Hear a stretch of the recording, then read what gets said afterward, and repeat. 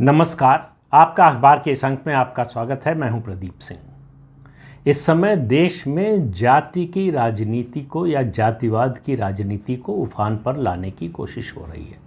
हर संभव कोशिश की जा रही है। छोटे से छोटे मुद्दे को जाति के आईने से देखने और उसे बड़ा करने की कोशिश हो रही है। जैसे ये बात सही है कि भारत देश में, भारत के समाज में जाति एक सच्चाई है, लेकिन जाति एकमात्र सच्चाई नहीं है। लेकिन आजकल कोशिश यही हो रही है ये साबित करने की कि अगर इस समाज में, इस देश में एकमात्र कोई सच्चाई है तो वो जाति है। केंद्र सरकार ने लेटरल एंट्री का, यानी मध्य क्रम के नौकरशाही में पद हैं उन पर जॉइंट सेक्रेटरी और उसके आसपास के पद के पर बाहर से एक्सपर्ट्स को लाने की, जो डोमेन एक्सपर्ट हों, अपने विषय के जानकार हों, ऐसे लोगों को लाने की कोशिश। ये एक तरह से इस बात की स्वीकारोक्ति है कि आईएएस हर विषय का विशेषज्ञ नहीं हो सकता।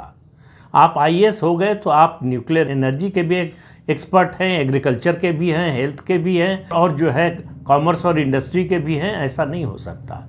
तो ऐसे लोगों की ज़रूरत है जो उस विषय को समझते हैं, जिनका उसमें योगदान है, जिन्होंने उसमें पढ़ाई की है, शिक्षा ली है, उस क्षेत्र में काम किया है। लेकिन इसको रोक देना पड़ा सरकार को, वो विज्ञापन वापस लेना पड़ा। क्यों? क्योंकि विपक्ष तो खिलाफ था ही, विपक्ष को एक मौका मिल रहा था। सत्ता पक्ष के साथ जो पार्टियां हैं उनमें भी इसको लेकर नाराज़गी थी, विरोध था। सबसे ज़्यादा निराशा मुझे अगर एनडीए में किसी से हुई है तो वो चिराग पासवान से। युवा नेता हैं, उभरते हुए नेता हैं, जो कुछ आज हैं अपनी शक्ति पर, अपने पिता के जनाधार पर जरूर उन्होंने अपना वर्चस्व कायम किया है, लेकिन अपनी मेहनत से। वो केवल पिता के कारण जो है यहाँ तक नहीं पहुँचे हैं। तो उनसे ये उम्मीद ज़रूर की जा सकती थी कि वो इन बातों से ऊपर उठेंगे। वो उस सीढ़ी के सबसे ऊपरी पायदान पर हैं, जिस सीढ़ी से चढ़कर समाज का जो कमज़ोर तबका है ऊपर पहुँचता है। वो वहाँ पहुँच चुके हैं। उनको दूसरों के लिए उस सीढ़ी का इस्तेमाल करने का अवसर देना चाहिए, ऐसी उम्मीद की जाती है। मुझे इस सारे प्रकरण में राष्ट्रकवि रामधारी सिंह दिनकर जी की कविता है रश्मरथी, उसकी याद आ रही है। उसमें उन्होंने कर्ण के चरित्र का वर्णन किया है और उसके बारे में लिखते कहा है कि कर्ण का चरित्र केवल वीरता की कथा नहीं है, वो काबिलियत की गाथा भी है, काबिलियत के संघर्ष की गाथा भी है, अपने अधिकार की जंग है, और ये समाज की रूढ़ियों में फंसने वाले कौशल वीरों के लिए एक उम्मीद की किरण है, उम्मीद जगाती है उनमें। अब वो उसके बाद बड़े आशावादी हो जाते हैं। वो कहते हैं कर्ण के उद्धार की चिंता ये बताती, ये प्रमाणित करती है कि अब समाज में मानवीय गुणों की महत्ता बढ़ने वाली है, कुल और जाति का अहंकार विदा हो रहा है। ये उनकी आशा है कर्ण के चरित्र के जरिए। उसके बारे में जिस तरह से चर्चा हो रही है, लिखा जा रहा है, खुद उन्होंने भी लिखा है, और कहते हैं कि आगे से व्यक्ति उसी पद का अधिकारी होगा जो उसकी सामर्थ्य को सूचित करता है, उस पद का नहीं जो उसके माता पिता या वंश की देन है। फिर उनकी कविता कहती है, मूल जानना बड़ा कठिन है नदियों का, वीरों का, धनुष छोड़ और गोत्र क्या होता है रणधीरों का, पाते हैं सम्मान तपोबल से भूतल पर शूर, जाति जाति का शोर मचाते केवल कायर क्रूर। ये रामधारी सिंह दिनकर आज से कई दशक पहले लिख चुके हैं। लेकिन आज हमारे देश की राजनीति जहाँ खड़ी है, वहाँ फिर से हम उस दौर में लौट रहे हैं जिसके बारे में दिनकर जी ने कहा कि हम उसको पीछे छोड़कर आगे बढ़ रहे हैं। तो हमारी गति जो है वो बदल गई है, हम उल्टी दिशा में चलने लगे। जिस तरह से राजनीति में जाति का ये ज्वार उठ रहा है, ख़ास तौर से 2024 के लोकसभा चुनाव में इस मुद्दे को जिस तरह से उठाने और इसको पूरे देश में फैलाने की कोशिश की गई, वो सिलसिला अभी तक जारी है। और वो सिलसिला, उसका उद्देश्य क्या है? उसमें जातियों का भला कोई उद्देश्य नहीं है। जैसे कांग्रेस की मुस्लिम तुष्टीकरण की राजनीति में आम मुसलमानों के भले के लिए कुछ नहीं है। उसी तरह से ये जाति की राजनीति की चिंता करने वालों के मन में उन जातियों के उद्धार की, उनके विकास की, उनको ज़्यादा अधिकार, समान अधिकार देने की, इसकी कोई चिंता नहीं है। उनको चिंता है सिर्फ अपने वोट बैंक की, अपने वोट की। अब मैंने जिक्र किया शुरू में लेटरल एंट्री का। अब आप देखिए, लेटरल एंट्री के बारे में कांग्रेस पार्टी ने भी अपने 2019 के चुनाव घोषणा पत्र में इसका जिक्र किया था कि हम इस प्रक्रिया को अपनाएंगे, लेकिन आज उनको लगता है कि इसका विरोध करने से हमको फ़ायदा होगा। तो देश के बारे में नहीं सोच रहे, वो सिर्फ दलगत हित के बारे में सोच रहे हैं। और लेटरल एंट्री का सिलसिला शुरू कब से हुआ था? थोड़ा सा अतीत में भी जाना पड़ेगा। लेटरल एंट्री का आज़ाद भारत में पहला उदाहरण है देश के पहले प्रधानमंत्री जवाहरलाल नेहरू की बहन विजय लक्ष्मी पंडित। विजय लक्ष्मी पंडित को सीधे फॉरेन सर्विस में ले लिया गया। उन्हें मॉस्को में भारत का राजदूत नियुक्त कर दिया गया। उसके बाद अमेरिका में राजदूत बनाया गया, फिर लंदन में हाई कमिश्नर बनाया गया। उसके बाद ऐसा भी समय आया जब उनको यूएन का सेक्रेटरी जनरल का चुनाव लड़ने के लिए उम्मीदवार बनाया गया, सिर्फ इसलिए कि वो देश के प्रधानमंत्री की बहन थी। आज किसी को कोई पद मिले तो उसकी योग्यता पूछी जाती है, शैक्षणिक योग्यता पर सवाल उठते हैं। आपको याद होगा कि 2014 में जब स्मृति ईरानी को शिक्षा मंत्री, उस समय एचआरडी मिनिस्ट्री थी, एचआरडी मिनिस्टर बनाया गया था, तो सवाल उठा था कि देश की शिक्षा मंत्री ऐसे व्यक्ति को बनाया जा रहा है जो 12वीं पास है। उन्होंने बीए फर्स्ट ईयर किया हुआ है, लेकिन उस समय किसी ने ये मुद्दा नहीं उठाया कि 12वीं पास शिक्षा मंत्री तो नहीं हो सकती। चलिए ये बात आपकी मान लिए, लेकिन 11वीं पास इंदिरा गांधी देश की प्रधानमंत्री हो सकती है, 12वीं पास राजीव गांधी देश के प्रधानमंत्री हो सकते हैं, और 10वीं पास सोनिया गांधी 10 साल तक रिमोट से देश की सरकार चला सकती हैं। इस पर कोई सवाल नहीं उठाएगा। और विजय लक्ष्मी पंडित की बात कर रहा था मैं, उनकी योग्यता, उनकी शैक्षणिक योग्यता ज़ीरो। वो कभी स्कूल गई ही नहीं। उनकी जो भी शिक्षा दीक्षा हुई घर पर ट्यूटर के जरिए हुई। और इस देश के पहले शिक्षा मंत्री अब्दुल कलाम आज़ाद, वो भी कभी स्कूल नहीं गए थे। उनका भी जो शिक्षण हुआ वो घर पर ट्यूटर के जरिए हुआ।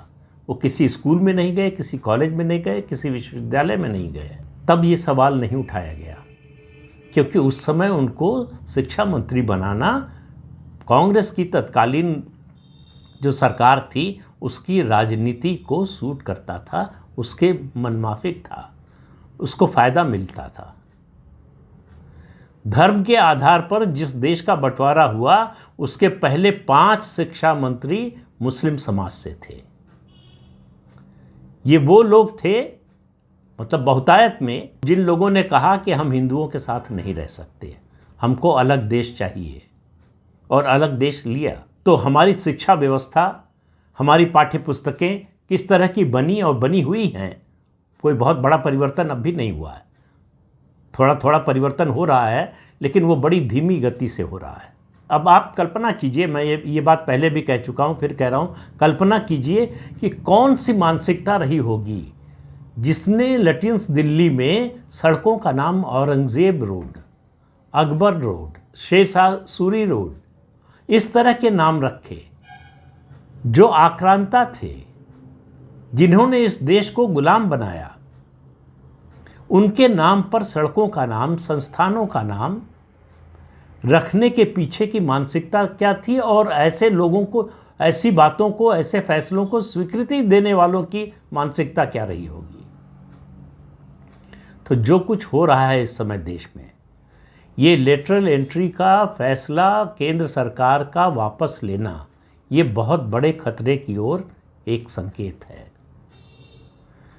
ये भारतीय जनता पार्टी के लिए भी एक खतरे की घंटी है कि अगर आप समाज के विभिन्न वर्गों से कोई बड़ा नेतृत्व अलग अलग समाजों से पैदा नहीं करेंगे तो आपको बाहरी लोगों पर निर्भर रहना पड़ेगा। भारतीय जनता पार्टी को सोचना चाहिए कि 1951 में जनसंघ बना, 1980 में भारतीय जनता पार्टी बनी। आज भी कुर्मी समाज के वोट के लिए अनुप्रिया पटेल पर क्यों निर्भर हैं? पासवान वोट के लिए बिहार में पहले रामविलास पासवान और अब जो है चिराग पासवान पर क्यों निर्भर हैं? इसी तरह से राजभर समाज के वोट के लिए आपको ओम प्रकाश राजभर पर क्यों निर्भर रहना पड़ता है? इतना बड़ा संगठन है, दुनिया की सबसे बड़ी पार्टी है। तो इस खामी को अगर आप दूर नहीं करेंगे, दूसरों पर निर्भर रहेंगे, तो उसकी कीमत लगातार आपको चुकानी पड़ेगी, जो भारतीय जनता पार्टी इस समय चुका रही है। ये जाति के खेल में उलझकर, और बाकी कुछ भी हो सकता है, आप चुनाव जीत सकते हैं, देश का विकास नहीं कर सकते। देश के विकास में सबसे बड़ी बाधा अगर कोई है तो ये जाति की राजनीति है। हर बात में जाति खोजने की जो कोशिश है। तो दिनकर जी के शब्दों में ऐसा काम सिर्फ कायर और क्रूर करते हैं। लेकिन दुख की बात यह है कि ऐसे लोगों की संख्या देश में बढ़ती जा रही है। जो इस समाज के लोग हैं, चाहे दलित हों, चाहे आदिवासी हों, चाहे पिछड़ा वर्ग के लोग हों, उनकी मेरिट का कोई मतलब नहीं है। उनको एक आरक्षण की जो सुविधा मिली हुई है उसी से उनको आंका जाता है, और उसका नतीजा ये होता है कि उनकी जो प्रतिभा है, उनकी जो मेरिट है, वो दबकर रह जाती है। वो ऐसा लगता है जैसे जो है संविधान की कृपा से उनको कुछ मिल गया है, उसको वो डिजर्व नहीं करते थे। ये मानसिकता जब तक नहीं बदलेगी, जब तक प्रतिभा को सम्मान नहीं मिलेगा, और मैं जब प्रतिभा को सम्मान देने की बात कर रहा हूं तो मैं केवल सवर्णों की बात नहीं कर रहा हूं, मैं दलितों, आदिवासियों और पिछड़ा वर्ग के लोगों के बारे में भी कह रहा हूं कि उनके समाज के लोगों की प्रतिभा को जब तक पहचान दिलाकर और उनको जो भी पद मिले वो उनकी प्रतिभा के आधार पर मिला है, ये जब तक धारणा नहीं बनेगी, ये जब तक परंपरा नहीं बनेगी, जब तक इस तरह का वातावरण नहीं बनेगा, तब तक जो है इस तरह की राजनीति चलती रहेगी और सफल होती रहेगी। तो इस समय देश का विपक्ष इस बात की उसको कोई चिंता नहीं है कि आगे चलकर देश पर इसका क्या असर पड़ेगा, देश के विकास पर क्या असर पड़ेगा। जितनी तेज़ी से बढ़ती हुई अर्थव्यवस्था है, दुनिया में सबसे तेज़ी से बढ़ती हुई अर्थव्यवस्था है भारत की, उस पर इसका क्या असर पड़ेगा। उनको मतलब है कि इससे हमको वोट मिलेगा कि नहीं मिलेगा। अगर वोट मिलेगा और देश का नुकसान होगा, कोई हर्ज नहीं है, और देश का फायदा हो रहा है, हमारा नुकसान हो रहा है, तो बहुत फर्क पड़ता है। तो ये समय ऐसा है सोचने का, समाज के सभी लोगों का, कि व्यक्तिगत हित को छोड़कर सामूहिक हित देखें। देश तरक्की करेगा तो सबकी तरक्की होगी, सबका विकास होगा। किसी एक जाति का, किसी एक मजहब के लोगों का, धर्म के लोगों का नहीं होगा। इसलिए सामूहिकता ही हमारी सबसे बड़ी शक्ति है।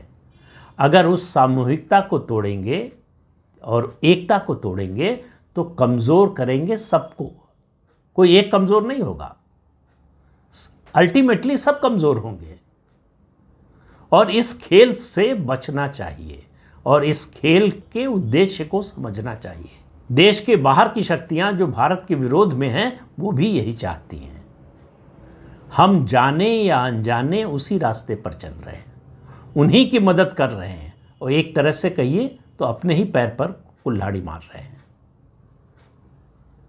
तो ये जब तक समाज में सजगता नहीं आएगी, किसी कानून से या किसी सरकारी योजना से उससे कोई फर्क नहीं पड़ने वाला है।